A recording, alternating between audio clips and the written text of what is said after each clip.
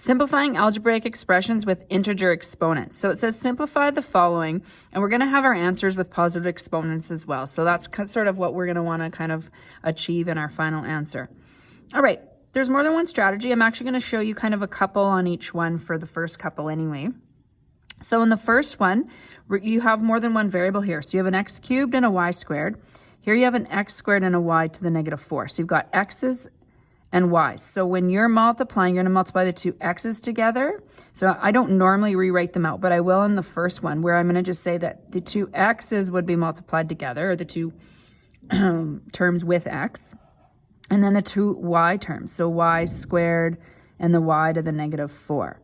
Okay, so that I'm going to add my exponents. So I get x to the 5, y 2 plus negative 4 to the negative 2. So I don't have to really rewrite that out. I can recognize the exponents of the x's. So 3 and 2 was 5. 2 plus negative 4 is negative 2. So that's what I'll do moving forward. Now I want positive exponents in my answer. So we got to write the reciprocal of y as 1 over y. So this is equal to x to the 5 times 1 over y squared. Now 1 squared, of course, is still y, or y, 1 rather.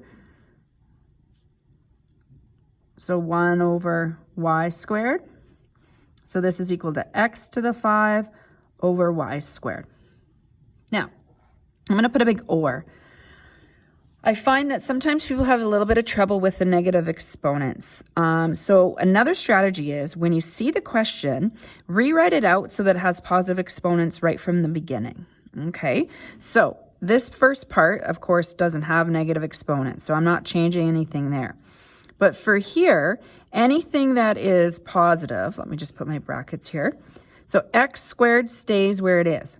But if it's a negative sign, I want to take the reciprocal, which ultimately means 1 over y eventually. Okay, so we're going to put this downstairs, is what I say, as y to the positive 4. Okay, so if there's a negative exponent, you just move it from the numerator to the denominator, and now it's positive, or vice versa. Okay, now we multiply straight across. I know this is a fraction. You can think about that as over 1 if you want to visualize it that way.